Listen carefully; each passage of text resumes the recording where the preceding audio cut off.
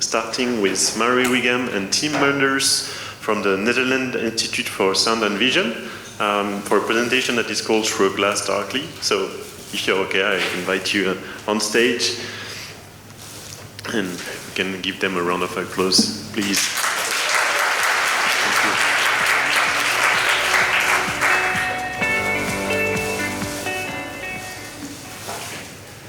Well, thanks for the applause, but we didn't do anything yet. So, I'm Tim Manders from Sound and Vision. This is my colleague Mary, and we work for the Exploration department. What better way to start exploring than to dive into the data of an archive?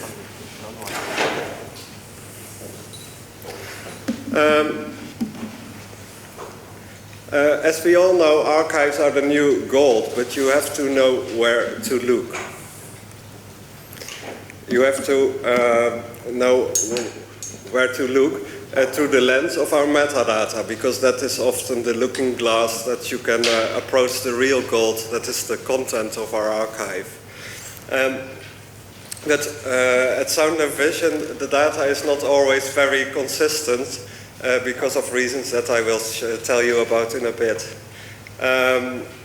So what Mary and I are doing now is we are compiling a timeline with data fractures, with information about why data changed over time. Data fractures are inconsistencies in the data as a result of changes in the way that our material was selected and annotated over time. And why do we have nowadays more attention to this problem that metadata can be distorted? Well, I think partly it is because artificial intelligence is no longer a hype, it's a reality for many of us. Artificial intelligence often comes with outcome that is sometimes inaccurate, and it can be incomplete, so questions are asked. And I think nowadays also, luckily, as a byproduct of this renewed attention, there is also more knowledge about bias that is actually not produced by machines, but by humans in the past, because they had criteria that were often implicit, and this has an effect on the data. Also, there is a growing interest in big data analysis and data-driven storytelling. So many questions as a byproduct of this data analysis are asked on a daily basis, often to Mary, and she reverts them to me sometimes. So we get so many questions at certain point that we thought we have to do something with this. We have to make a sort of a disclaimer for our archive so that it can offer guidance to our users, both media professionals but also scientific researchers. What you see here are some of the questions that are asked to us, and we would like to answer these questions very straightforward, but we can't do that often because of the distortions produced by different factors, like our organizational changes, the history of our organization, collection policies that change over time, and also annotation methods that differ over time, and even at the same time, sometimes they differ for different kinds of materials. We handle them differently. On the organizational history of the Netherlands Institute for Sound and Vision, why is it so complicated? Well, we are not the miniature version of our building that we see here as an archive, in the sense that we're not a simple archival box that is consistent of very similar unified building blocks. We are the result of many mergers with many collections and different types of materials. So I would say this is not our archive is more like Pandora's box. But if you have to think out of the box, we have to first see what is in the box.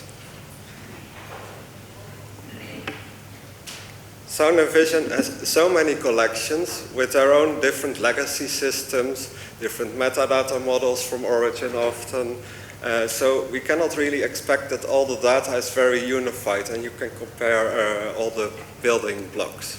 But even within the same medium, often we handle material in a different way. As we will see later on, there is sort of an imbalance between the way we describe the more serious genres like current affairs, news, documentaries. They're often described more in detail because they're reused more often and they have supposedly more cultural heritage value.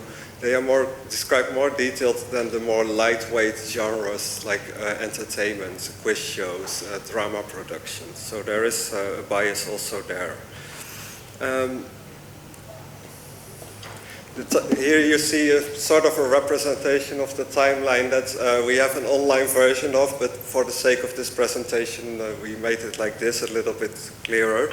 The timeline with these data fractures that we present today is roughly split up into two types of fractures that we identified as common denominators. And they are sort of embedded into real data fractures that are more shocking. They are upheavals. For us, those were the switches from media asset management systems. They really radically changed our way of working and how we annotated the material and how we selected it.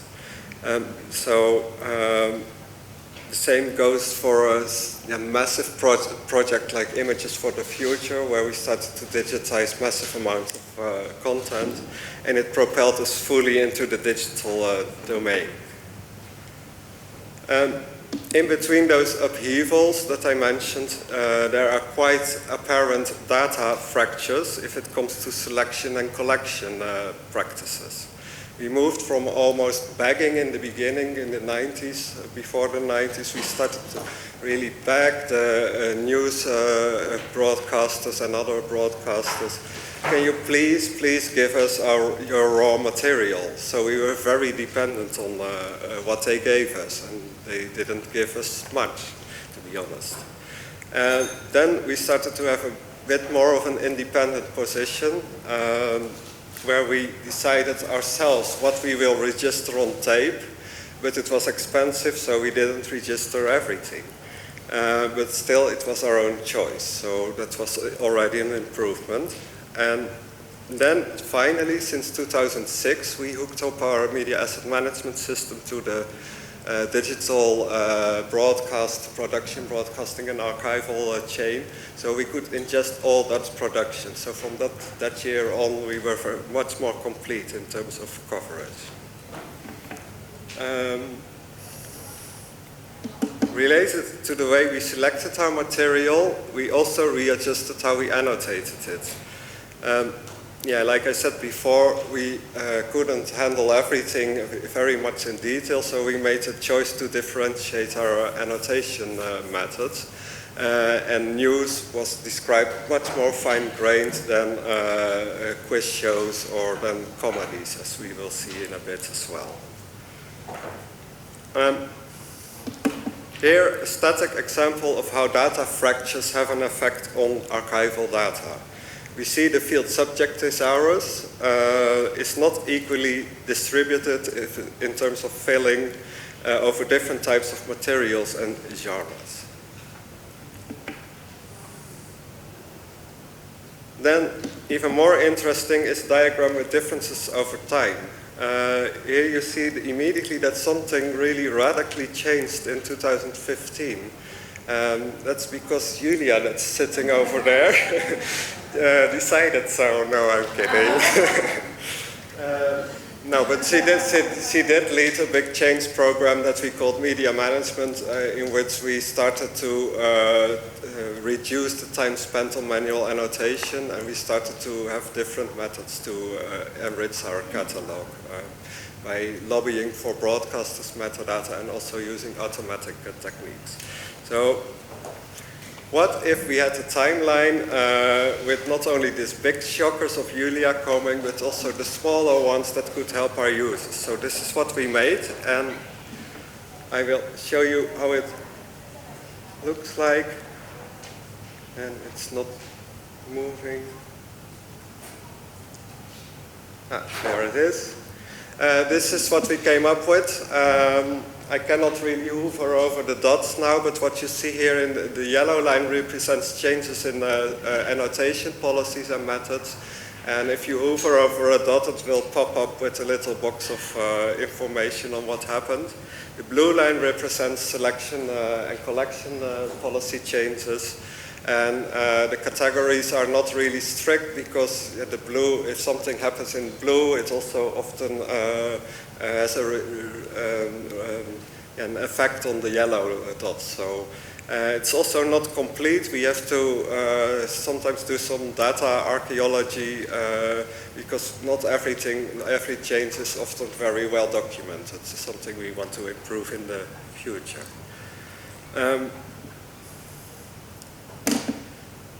Yeah, here an example of one of the questions that was earlier on the screen.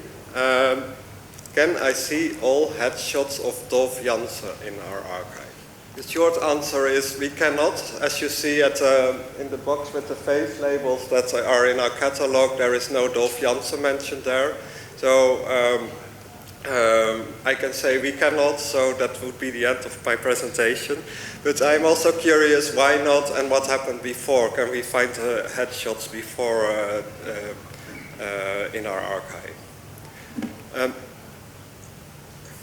Well, if you look at the timeline before 2006 in terms of selection, we didn't have everything because we were dependent on the broadcaster or because we selected materials but not everything, and again we selected more news programs, more documentaries. Entertainment, comedy, not so much. As you see also the TV guide there on your right side, I checked one day what do we have in our catalog versus TV guide, and only the green marked programs we have. And yeah, you cannot really read much, but there's more journal news again than entertainment, so it's clear bias. So we cannot really promise that we have all shows with Dolf Janssen before 2006, but if we have it, you probably can find it, because we had less material, but we could describe it quite detailed. Then, after 2006, we can promise that we have all shows with Dolf Janssen, but we cannot really promise you can all find it back because of this bias in the description that is less complete, less detailed, or fine-grained for comedies. I cannot promise you can all find it back. And because we also implemented automatic annotation techniques like speaker labeling and face labeling, from 2015 onwards, there are more labels in our catalog with time codes that really help our users to find back these headshots that they're looking for. But again, there was a bias in the way that we compiled our speaker labeling database and the face labeling model database, because of course we know that news is very often reused. So we started to make face models of people that are in the news more often, the politicians, that kind of people, and again, not the comedians. This is something, by the way, that now we corrected. We invented some face modeling suggestion tool that just checks for all the genres who is on TV a lot, and that offers a suggestion to make a face model. So Dolf Janssen now is in the face model database, and we can annotate it and we can find it back. But as you've seen, yes, such a simple question for our catalog is very difficult to answer. We don't have more guidance like we try to offer with the timeline.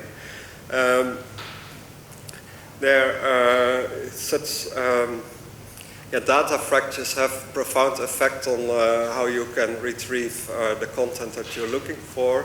And Mary will dive now a bit deeper into the effects of these data fractures. And she will hopefully also offer some cures and fixes. So, Mary, this is for you. And I will put this. So thank you, Tim. As Tim explained, we see our archive through the metadata lens. And our lens, unfortunately, at the moment, it has these big cracks through it from the data fractures. So what we see is distorted and incomplete.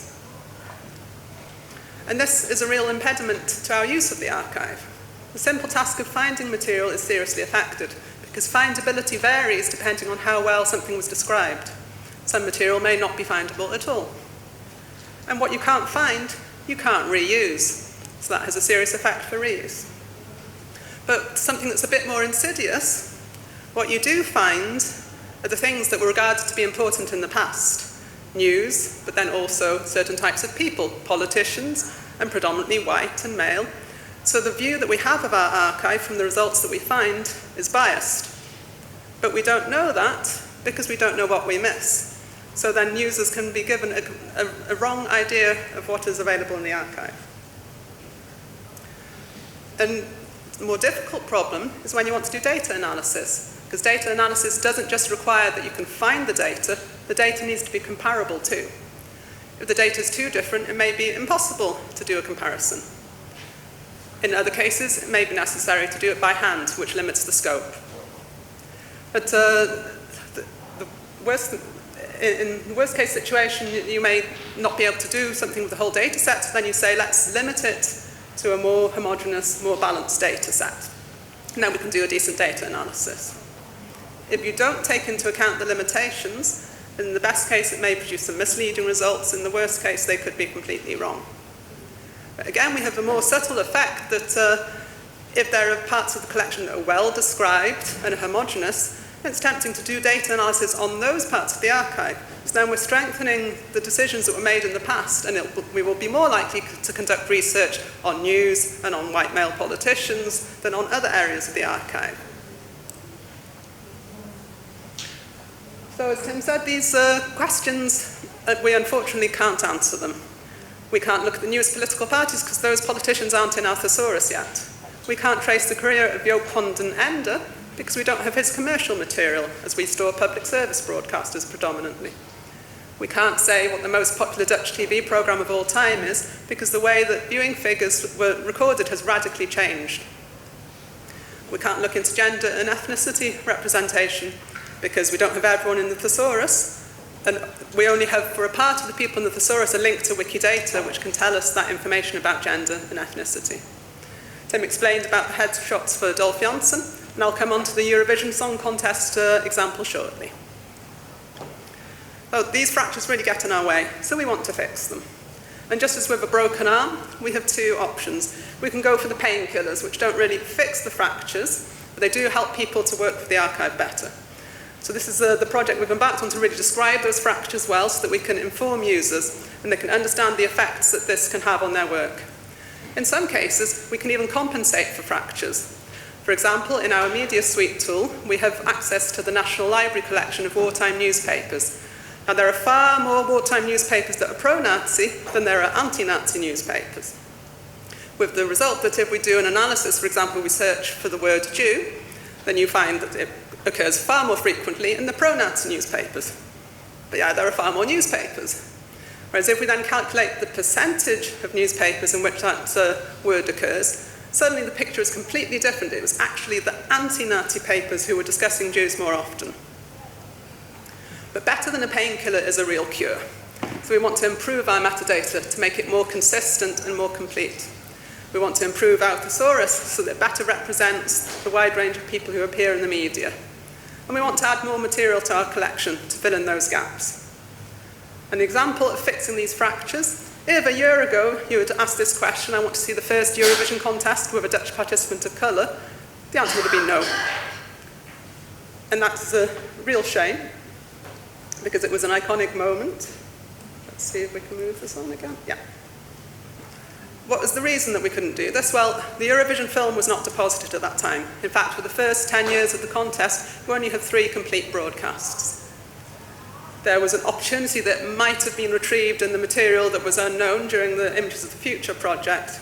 Sadly, that was not the case. Then, in 2019, something very special happened, quite unexpected. Dutchman Duncan Lawrence won Eurovision. And because of Corona, the Netherlands actually hosted the contest 2 years in a row. This created a huge amount of interest, so we worked together with our EBU partners to make the Eurovision contest collection complete. And because of the increasing interest in inclusivity, this example of Millie Scott was a great one for creating a story in our Tilt app. So now, if you search for Millie Scott in our archive, you find information about her. You can find that iconic broadcast, and you can read about her in Tilt. So that fracture has been fixed. But fractures aren't just a thing of the past. They're going to keep coming. Every time we change our technology, sometimes even when we change the version, when we get new metadata sources, new collections, but also if we have new policies and insights. For example, we could say it's really important to be able to look into gender, so we want to have the gender information for everyone in the archive. Or we could say, gender, that's a fluid concept. We don't want to put people into little boxes, so let's get rid of gender completely. Either decision would have a big impact on our metadata and on how we see our archive. When these fractures occur, it can help to consider the effects of the change, and certainly to document it carefully so we don't have to do this sort of metadata archaeology in the future to reconstruct what happened. Let's see if we can persuade it. Yeah. But we really want to make this lens better so we have a clear view of our archive. And we don't want to just do it on an ad hoc basis, like with the Eurovision Song Contest. We want to have a structural approach that we can analyse our archive to find those gaps and fractures and fix them. We want to communicate them in a better way to our users so that they can work with our archive properly. And we want to involve the entire organisation in improvement of the metadata, but also our partners, because a lot of our metadata is received from other people, and they need to understand that it's not just a question of tagging something or not. It changes completely how their material will be found and viewed in the future. When the Hubble Space Telescope was launched, there was a problem with the lens, and all we could see of the stars was blurs. Then there was a project to go up and fix that lens, and now we get beautiful views of the universe around us. And that is what we want for our metadata views of the archive. Thank you very much, and are there any questions?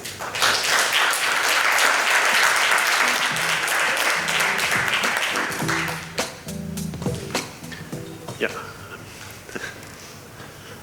Thank you very much for this great presentation. And with the first question. Yes, hello. Just a question about finding information about the information you missed. Do you use crowdsourcing sometime? Is it an option to, for instance, ask people to annotate the public, to annotate videos, for instance, or I don't know if I'm clear. Well, in the project that we've had to link our thesaurus to Wikidata, we actually used crowdsourcing to check those links so that to see whether they were correct or not. Tim, do you know perhaps if there is crowdsourcing for material? Yeah, we should talk to Johan over there. He initiated quite some projects that we start to use the crowd to tag things, but on the basis of some niche knowledge. One of them was tagging the names of specific types of birds that were in nature program. So we did enrich some small parts of our archives with very niche information, but not on a very big scale. I have two questions. Sorry, is okay, Christine? Okay, thank you. I have two questions. In fact, thank you very much because you always make me think. And you told us about data archaeology, and I'm wondering how did you identify that data fractures in your archive? And how did you manage to learn about your own data? And because, sometimes changes in cataloging are not well documented. And the second one is, do you think that automatic metadata extraction can help avoiding these fractures in the future? Or? Virginia, for the questions. In terms of how we identify those changes, well, luckily I work since prehistory at Sound and Vision, so a lot was in my head and also in my mailbox. I just literally looked for manuals checkboxes, checklists that we started to use. Like, okay, where are the differences in approach of annotation? And we also asked other dinosaurs within our organization to identify. But we still have to present it within our organization, and I'm sure that people will have shitloads of things to add to the timeline. So in the end, it will probably be one yellow and one blue line with lots of dots, I hope, actually. And in terms of automatic annotation, yeah, I do think that it can help if you can do it really on a large scale, this technology, because then at least it is one version of, for instance, the face modeling, and you can, if you do it on the whole archive, then at least it's within that version, it's consistent. But yeah, the difficulty there again is the cost of such massive application. I don't know if you have more to add to this question, Mary. Yes, the automatic methods allow us to fill in gaps very well and to cover more of the collection. Each time, then it's a new technique, it's something different. But I would say it's better to have some variations in the metadata that you need to compensate for than no metadata at all. Thank you very much for the presentation. It was very insightful, and indeed it also makes me think, but in a kind of pessimistic way, in the sense that it's clear that the painkillers are important, so keeping track of the possible causes of fractures and inform users and everything is very important, but of course, like you were saying, they're not solving the problem. Do you think that real solutions or cures are available at scale, or this is a problem that we will bring with us for forever, basically? Especially in your case, have you found a way to really, because the example you made about the first Dutch winners of the Eurovision contest was a very super specific one, and I don't think we can use it as an example on how to cure these fractures in a way. It was an episode, let's say. Do you think there are ways of applying back cure that compensate this fracture, close these fractures forever, or it's something that we will have to live with and we can just inform users and keep track of those fractures? I mean, I hope you have a positive note in reply, because the problem that you outlined is quite crucial. I think that these fractures will perpetuate bias and will, of course, if you inform that there are these fractures, probably bias can be contained.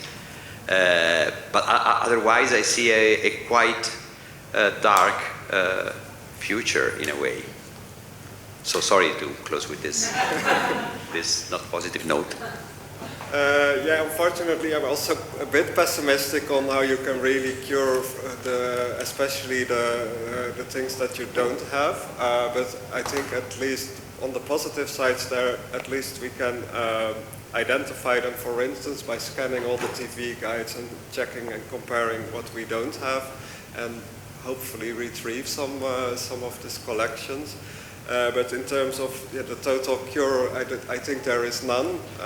So the best we can do is at least be transparent about what biases are there and incompletenesses. But maybe Mary here is of more positive upbringing. I'm afraid I'm also pessimistic about the past, because I think no matter what you do, it's always like touching up a painting that has been damaged. You can never make it exactly the way it was before. But I'm much more positive about the future, because I think we're much more aware now of the effects that this has, so that then encourages us to think more carefully at the point at which the metadata is made. So I think that the future fractures will hopefully become smaller, and that we can perhaps a small crack in the bone instead of the completely broken arm. Thank you very much. Thank you very much for your presentation. Thank you very much for all your questions, and we can give you a good round of applause. Thank you.